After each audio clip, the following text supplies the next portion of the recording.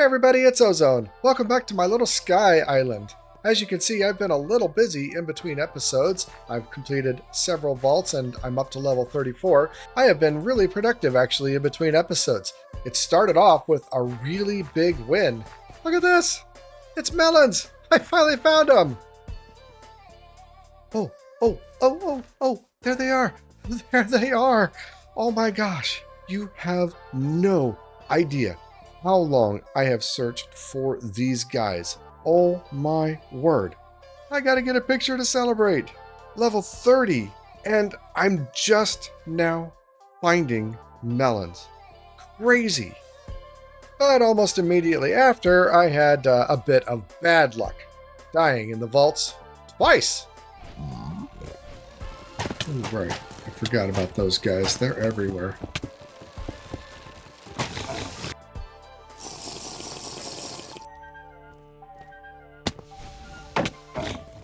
Damn it.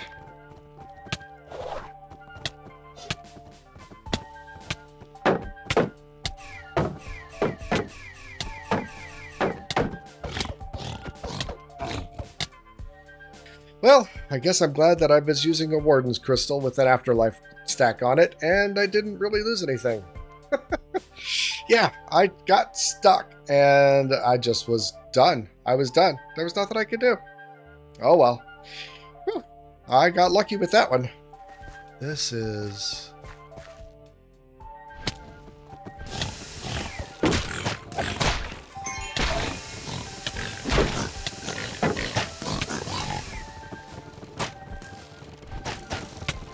I'm dead.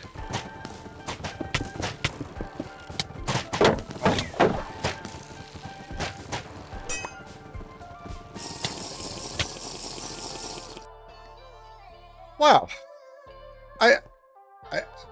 I did it again. I've never been in one of those rooms before.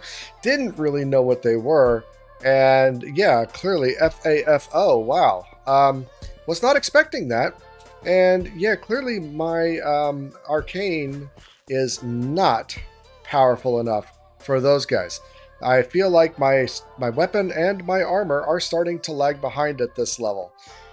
Now, it turns out I was running Warden's Crystals. I'd forgotten what Warden's Crystals did. I thought they were Plunderer Crystals, but no, these give you the Afterlife, and I was rather glad that I did, because, yeah, I died and I needed the Afterlife, apparently.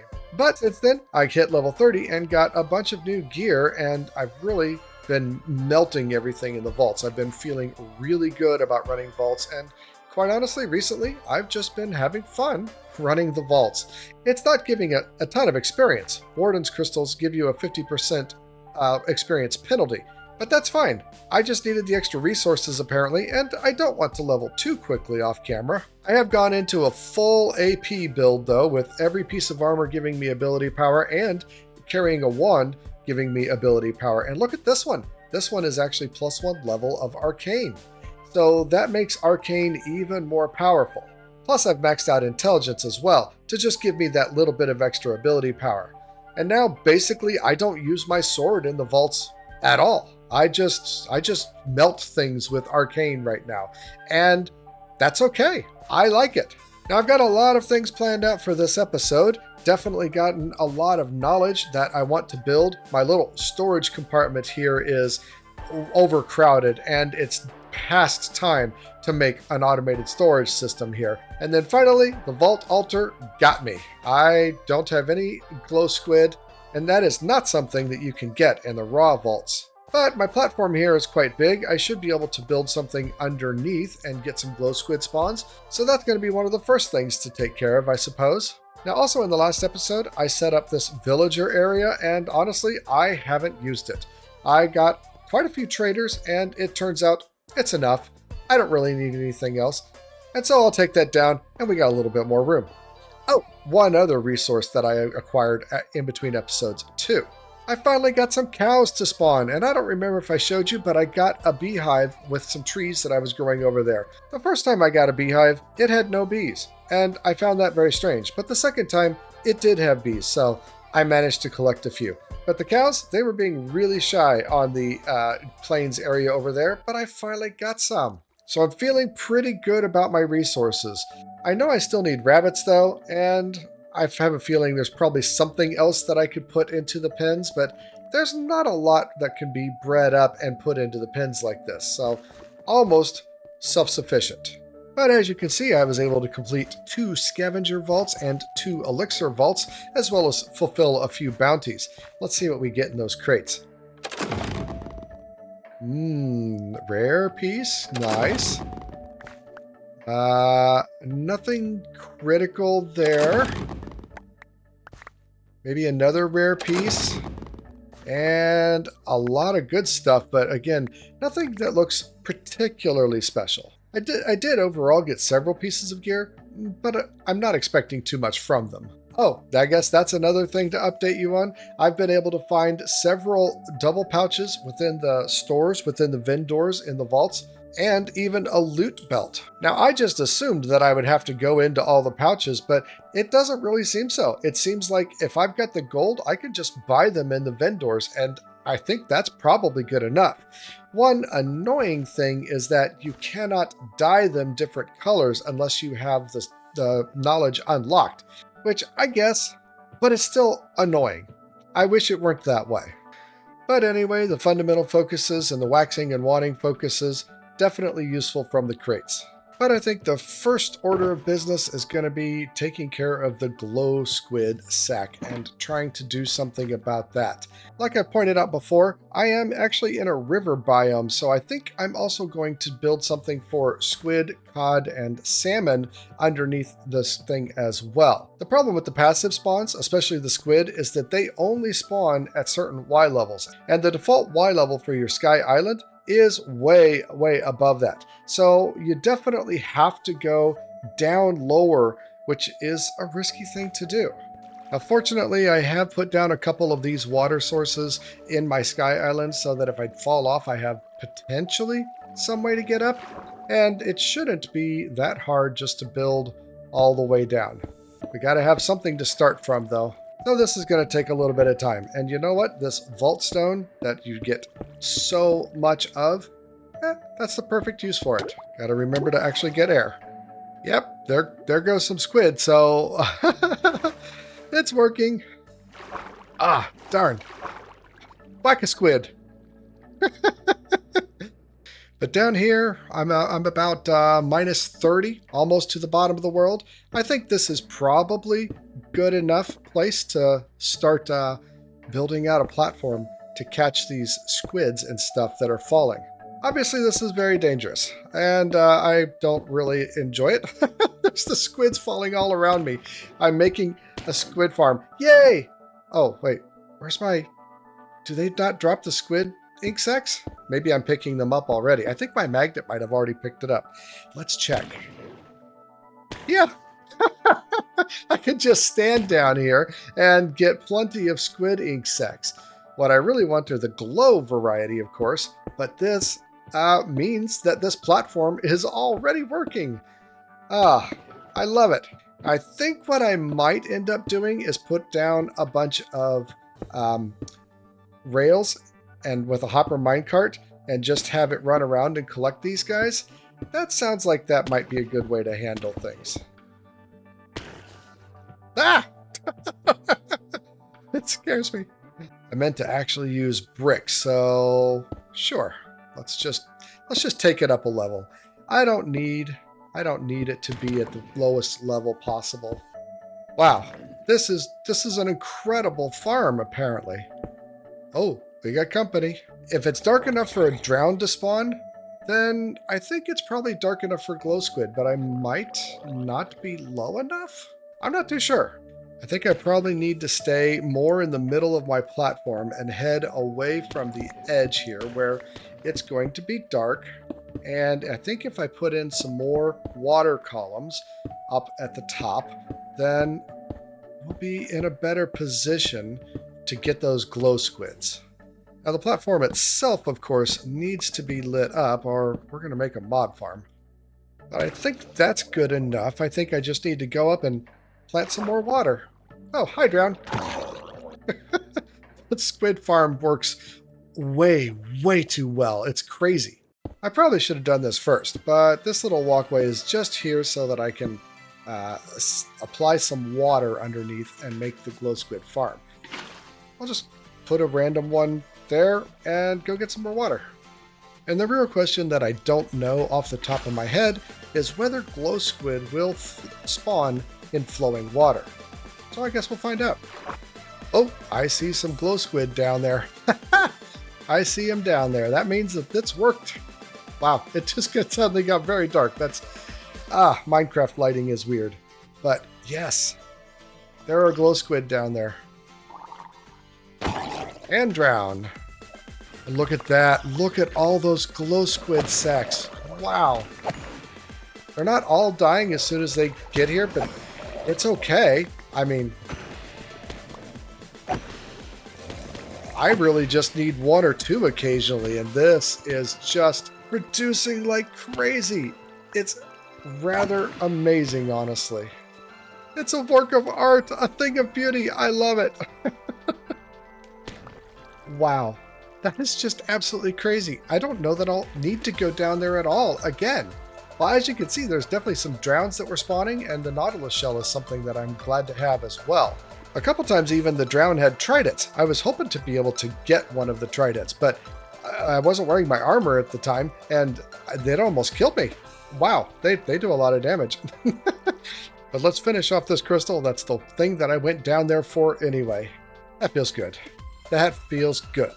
Next up on the list is knowledge stars. I've been able to collect 13 knowledge stars. Seems like a ton.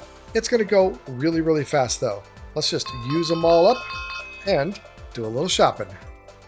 I think the big thing that I want to focus on is storage, and drawers is always a great place to start. But I also want refined storage. Together, not that bad at all. We're going to need some power for refined storage, and the question is, do I go into generators or do I go into Powah? There's a lot that I don't like about Powah. I don't like how the crafting is so repetitive, but you generally don't need a ton of power and you don't have to do that much with it. Also, the Powah mod just eats carbon like crazy, tons of carbon. But I think I like the idea of going with the Powah mod this time around instead of feeding the generators all the time. So there's 5 there, and now what? I really do want to go into botany pots next, but at 16, it's like crazy expensive.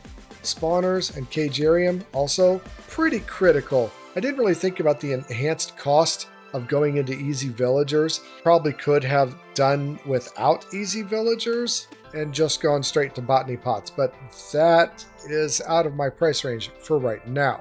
You know, I think the feeding upgrade is going to be the next thing. It's just such a quality of life thing.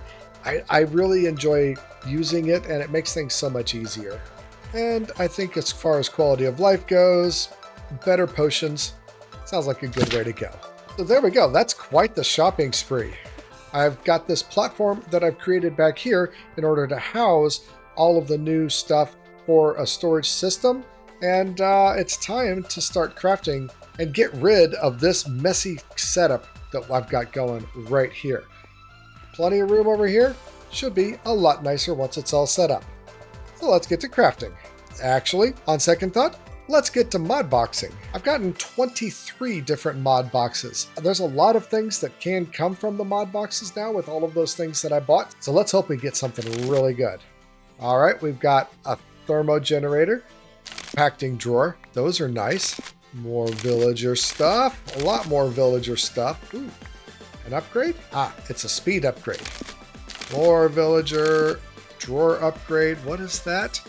A furnerator. Not very useful. Upgrades. Oh, that's a good one. An ender cell for storing lots of energy. Useful. Come on, I want that refined storage controller. We've got lots of refined storage stuff. That's good. Come on, come on, come on. No controller.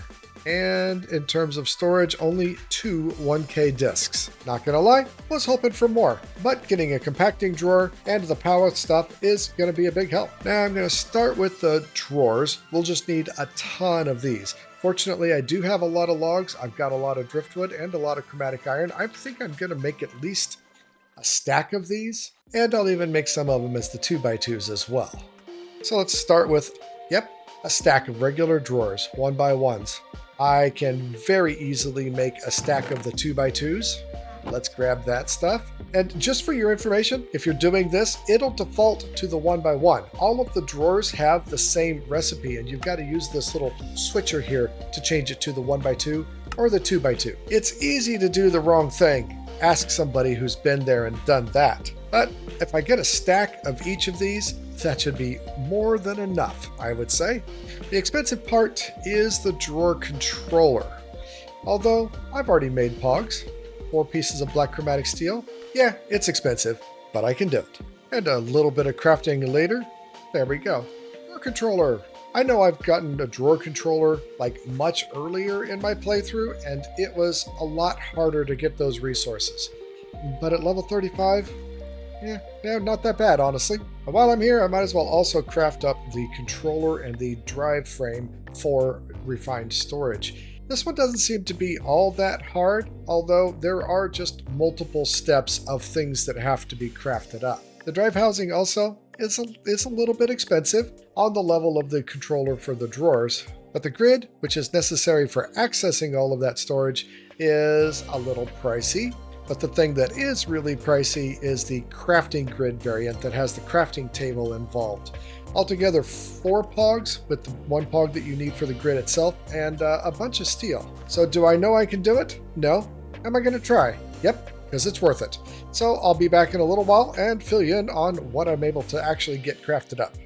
Yippee, yippee! I managed to get everything crafted up. As a matter of fact, I even made a little bit more in the way of disk space with 2 4K disks instead of the 2 1K disks that I had previously.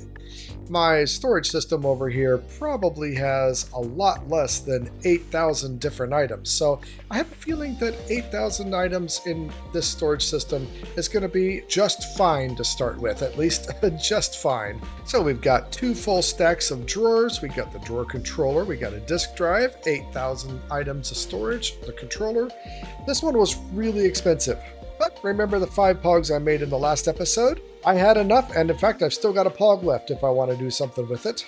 And then of course we got the thermal generator, the basic one, which should be enough to power the refined storage controller and grid, but maybe not. We'll just have to see.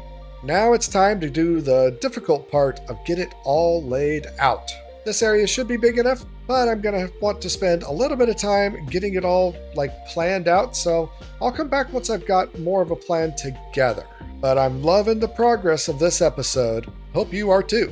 Well, I think this is a good place to start. I want to have lots and lots of storage in drawers for basically all of the resources. I want vanilla resources on this side and vault resources on this side.